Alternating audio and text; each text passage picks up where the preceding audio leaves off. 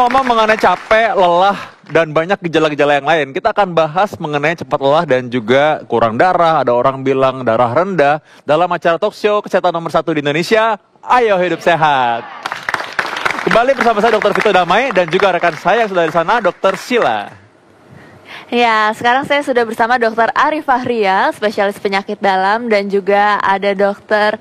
Johan, spesialis saraf. Dan kita akan ngebahas lebih detailnya lagi ya dok, mengenai cepat lelah dan apa sih hubungannya dengan saraf. Soalnya ada yang bilang tuh cepat lelah itu kadang-kadang harus dipijit nih. Mungkin kalau dipijit tuh agak hilang apa pegel-pegelnya. Sebenarnya hubungannya tuh apa sih dok sama saraf?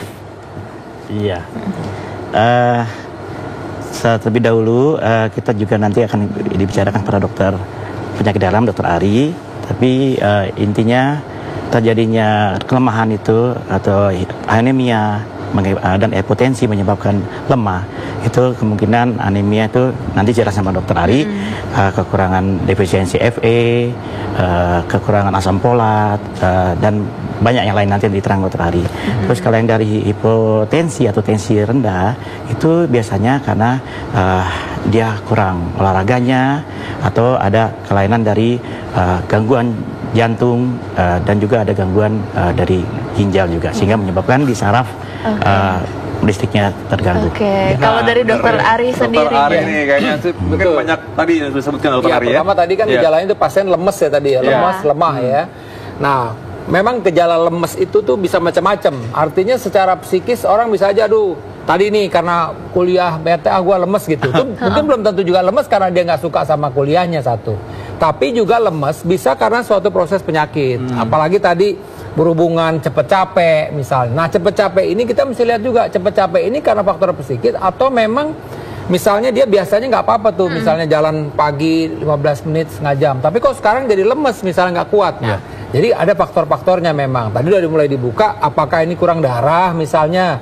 Di masyarakat itu istilah kurang darah ini bisa macam-macam. Jadi kurang darah disangkanya nih anemia misalnya kita bilang tadi kurang darah. Atau tekanan darah rendah dibilangnya juga kurang darah juga. Nah ini memang yang harus benar-benar diketahui oleh masyarakat. Ada dua hal yang dua-duanya sama darah. Yang satu kurang darah karena HB kita rendah jadi anemia. Yang satu lagi tadi itu memang tekanan darah kita itu rendah. Jadi tensinya itu rendah. Tadi dokter Akbar udah mulai nyinggung tadi ya, dokter Johan tadi udah mulai nyinggung. Nah tapi memang pentingnya kalau memang lemesnya itu kadang-kadang lemes itu seluruh badan gitu loh. Jadi dia lagi aktivitas nggak kuat sama sekali. Atau tadi misalnya lemesnya sebelah. Nah ini tadi nih urusannya dokter Johan nih. Kalau tiba-tiba lagi aktivitas lemes sebelah. Tapi kalau yang tadi secara keseluruhan lemes yang tadi memang kita tidak kuat jadi cepat capek itu jangan-jangan memang apakah memang HB kita yang rendah, anemia.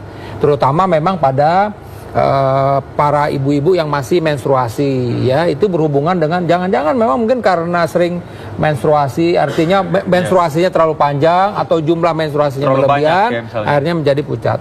Atau bisa juga ini penyakit-penyakit yang berhubungan dengan ambeien. Nah, jadi dia nggak tahu tuh bahwa sebenarnya ada hemoroid, ya kan, ada hemoroid. Mungkin dia makan keras atau berdarah. Ada yang berdarah yang nggak kelihatan, ada yang kelihatan nggak kelihatan.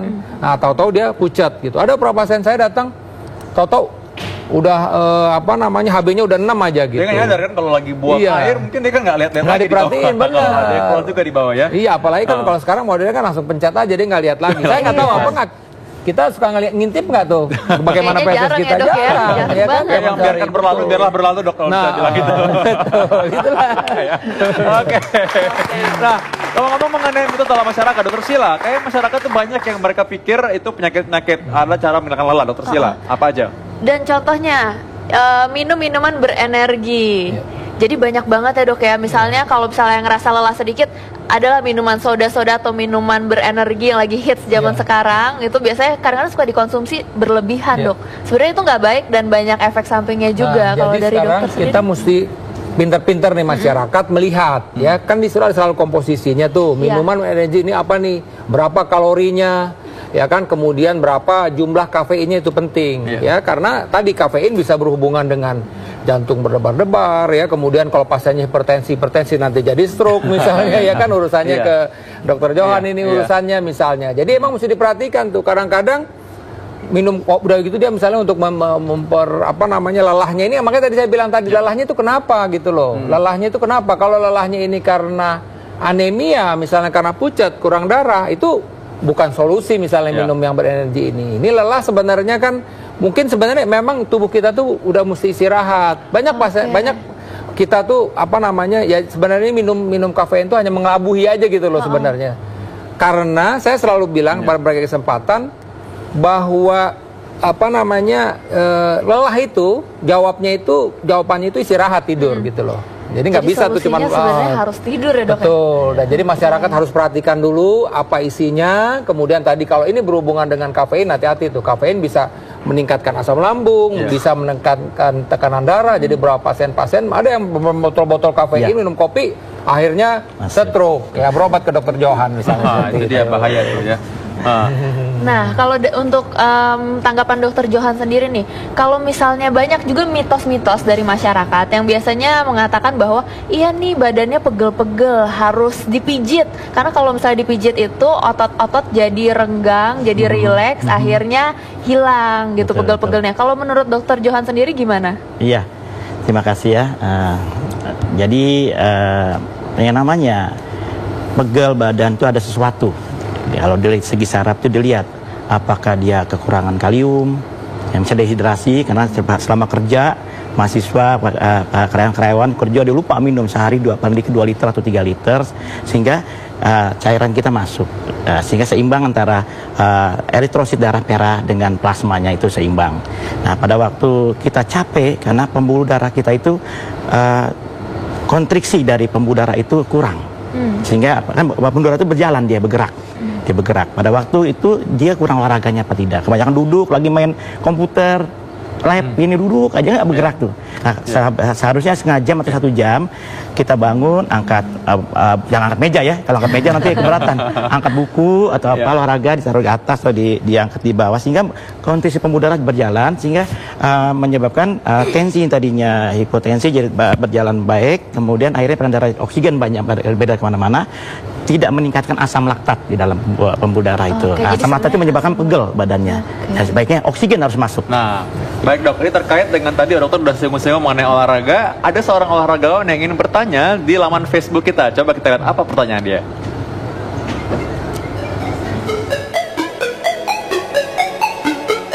Halo dok, apa kabar? Saya Kurnian Willianto. Saat ini saya sudah tidak lagi bermain sebagai pemain sepak bola profesional, tetapi kegiatan saya sehari-hari masih berhubungan dengan sepak bola, masih melatih, kemudian ada coaching klinik, kemudian juga sering seminar, sehingga membutuhkan daya tahan fisik yang luar biasa. Nah, belum lagi ditambah dengan sering bolak-balik Malaysia Jakarta karena harus ngumpul dengan keluarga. Dan mungkin dokter di program Ayo Hidup Sehat bisa memberikan solusi atau saran bagaimana caranya agar aktivitas saya yang membutuhkan mobilitas tinggi ini tidak cepat capek atau tidak cepat lelah. Karena umur saya juga tidak muda lagi. Mudah-mudahan dokter bisa memberikan solusinya. Terima kasih. Oke, sebenarnya Kurniawan Dwi Yulianto ini pemain bola idola saya waktu masih kecil ya. Beliau adalah seorang pemain tim nasional era tahun 90-an, sangat terkenal. Mungkin dokter Ari bisa membantu dokter Kurniawan. Ya, pertama tentu tadi Kurniawan tadi bilang bahwa dia tidak muda lagi. Nah, ini penting dulu check up dulu nih. Nah, udah mesti dicek dulu nih kadar apakah dia memang tadi nih termasuk HB-nya baik apa tidak, kemudian fungsi livernya bagus apa tidak, fungsi ginjalnya bagus atau tidak, kemudian kolesterolnya bagus atau tidak. Jadi mesti check up dulu. Ya kan, kalau perlu dia cek untuk treadmill test, lihat jantungnya bagaimana. Jadi karena begini, tetap kita mesti ingat faktor U itu. Nah, faktor U itu penting. Kadang-kadang orang suka lupa. Ini agak sensitif nih dok kalau udah faktor U nih. Ada yang marah loh udah faktor U ini. Iya, karena kita suka lupa. Artinya gue kemarin nggak apa-apa lari 1 kilo gitu. Tapi kan dengan berjalannya usia pasti performance itu akan menurun. Fungsi-fungsi juga menurun. Jadi oleh karena itu saya bilang tadi, oke, cek dulu kesehatannya secara keseluruhan bagaimana. Kalau misalnya masih fit, tentu ada ukuran-ukurannya berapa banyak dia mesti exercise. Tapi yang penting lagi memang makan mesti dijaga. Jadi kalori mesti seimbang, kemudian sayur buah juga mesti cukup, minumnya tadi juga udah mesti cukup gitu. Istirahat. Saya mesti bilang sesibuk apapun usahain deh tidur 6 jam gitu loh. Nggak ada yang kopi bergelas-gelas atau berember-ember itu tidak akan menggantikan Atau tidur. minuman berenergi, Tidak, Dok Sheila, betul ya. ini tadi betul. Jadi saya sih tetap, dok saya ini nggak ini tidur, saya bilang udah. Kalau nggak, tapi tidur bener bukan tidur tidur beneran. Tidur yang berkualitas Nah, berarti ya. tidur yang berkualitas. Iya. Itu Baiklah, kita masih intinya. ada suruh Dokter Sheila ya.